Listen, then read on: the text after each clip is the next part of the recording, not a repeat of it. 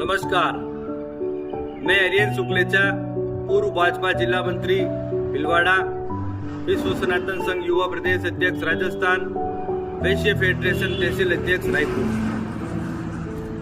Social media के सभी साथियों को, नौजवानों को, बड़े बुजुर्गों को, माताओं बहनों को, सभी मेरे मित्रों को जय श्री राम। सबके चरणों में कोटि कोटि प्रणाम, नमन, वंदन स्वीकार हो। मैं आपसे कहना चाहता हूँ, एक विनम्र अपील करना चाहता हूँ आपसे। समय बहुत कम बचा है साथियों, कुछ घंटे रह गए हैं मतदान के। उससे पूर्व मैं आपसे एक निवेदन करना चाहता हूँ, प्रार्थना करना चाहता हूँ आपसे हाथ जोड़कर। कल 25 तारीख को आदरणीय इस साड़ा के लोकप्रिय उम्मीदवार राजेंद्र कुमार त्रिवेदी जी को, जो इस सुनहरे साड़ा का भविष्य है, विकास पुरुष है, भ्रष्टाचार का कोई आरोप नहीं है, बेदाग छवि, दबंग जन नेता, ऐसे लोकप्रिय जनप्रिय उम्मीदवार को अपना अधिक से अधिक मत देकर भारी मतों से विजय बनाए। आपसे हाथ जोड़कर सच्चे हृदय से आपसे विनती करता हूँ। अब आपसे मैं कुछ बातें कहना चाहता हूँ। इस वीडियो को जरूर पूरा सुनना, अंत तक सुनना, तो आपको पता चलेगा कि वोट आपको राजू भाई साहब को क्यों देना है। मैं आपसे कहना चाहता हूँ, मैं भी बीजेपी का पदाधिकारी हूँ, भाजपा समर्थित हूँ, मोदी जी का भक्त हूँ और आने वाले लोकसभा चुनाव में मैं मोदी जी को ही वोट दूंगा। पर यह विधानसभा चुनाव सिर्फ एक चुनाव नहीं है, ये एक चुनाव है जिसमें हमें एक ऐसे व्यक्तित्व का चुनाव करना है जो साड़ा का सही प्रतिनिधित्व कर सके, जो साड़ा को नई ऊंचाइयों तक ले जा सके, जो साड़ा के विकास के नए आयाम मार्ग खोल सके, जो साड़ा को नए नए रोजगार दिला सके, जिस आम आदमी, खास आदमी, हर वर्ग के आदमी को, 36 कौम के आदमी को साथ लेकर चल सके। हमें ऐसे आदमी को चुनना है। चुनाव का मतलब यही होता है कि एक सही आदमी का चयन करना है। वो सारे लक्षण आदरणीय राजेंद्र कुमार त्रिवेदी जी में है। मैं आपको कुछ पॉइंट बताना चाहता हूँ। लोग अगर कोई सोच रहे होंगे कि मैं बीजेपी का होते हुए कांग्रेस का कैसे प्रचार कर रहा हूँ, इसने किसी को खरीद तो नहीं लिया, ये वो, अगर कोई भी किसी की तरह की कोई बात कर रहा हो तो मैं उनसे कहना चाहता हूँ, मैं आदरणीय सेठ लक्ष्मीलाल शुक्लेचा की औलाद हूँ। मुझे खरीदने के लिए 7 जन्म लेने पड़ेंगे। मैं किसी के खरीदने की, आज एक पशु की कीमत, एक कुत्ते की कीमत 20,000 रुपए होती है, तो मुझे खरीदना किसी के बस की बात नहीं है। अब मैं कुछ बातें बताना चाहता हूं आपको कि हम राजू भाई साहब को वोट क्यों दें। सबसे पहली चीज व्यक्तित्व। आप खुद सब समझदार नागरिक हैं, मैं किसी को समझाने लायक नहीं हूं। आप सब समझदार नागरिक हैं। आप खुद फैसला करना है कि हमें क्या करना है और कैसे आदमी को चुनना है।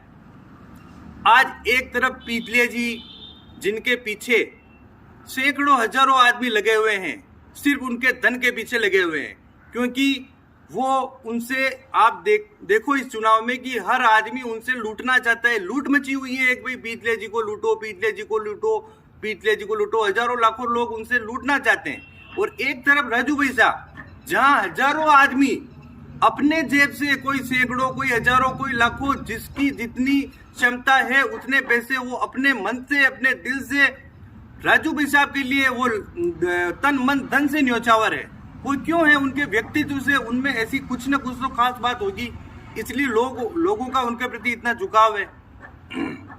क्योंकि ये सबको पता है कि आदरणीय पंडा जी राजू भाई साहब आज दिन तक 36 कौम का उन्होंने साथ दिया है। उन्होंने हर वर्ग का साथ दिया है, हर एसआई का साथ दिया है। एक फोन पर वो सबका काम करते हैं और आगे भी सब ऐसा ही होगा। और इससे आज बिना कलम के वो इतना कर पा रहे हैं, तो आज कलम आने के बाद में वो कितना कर सकते हैं, इसकी हमें सोचना होगा।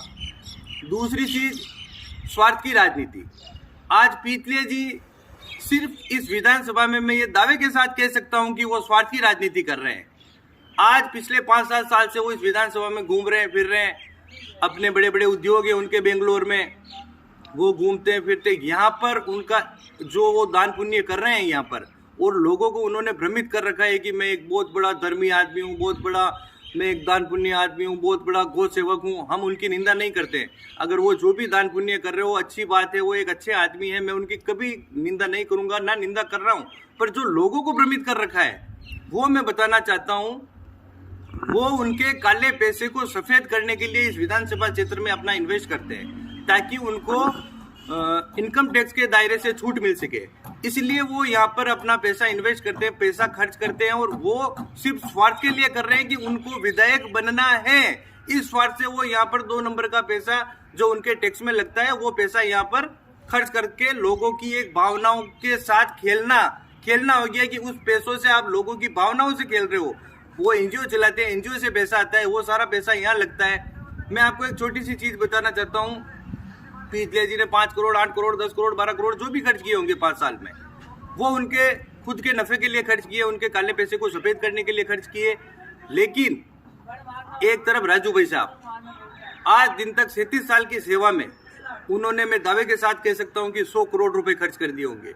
100 करोड़ रुपए से ऊपर खर्च कर दिए होंगे। कैसे किए मैं बताता हूं आपको। आज किसी आदमी का लाख का काम कराया, किसी का 2 लाख का काम कराया, किसी का 5 लाख का काम कराया। ऐसे सैकड़ों हजारों उदाहरण मैं आपको बता नहीं सकता, इतना समय नहीं है। ऐसे सैकड़ों हजारों उदाहरण है कि उनकी अगर कीमत गिने कि कई युवाओं का जो सही थे लेकिन गलत काम में वो फंस गए, उनके भविष्य को आबाद किया, उनके नए भविष्य को बनाया है राजेंद्र कुमार त्रिवेदी ने।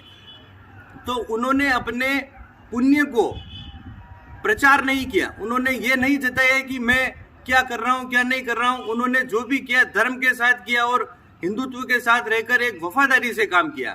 और पिछले जी मैं आज आपको बताना चाहता हूं, एक 5 रुपए का मास्क, एक 5 रुपए का मास्क भी अगर आप वो किसी गरीब को देते हैं तो एक तरफ तो उनका फोटो लगता है और एक तरफ उनका नाम लिखा हुआ होता है। मतलब वो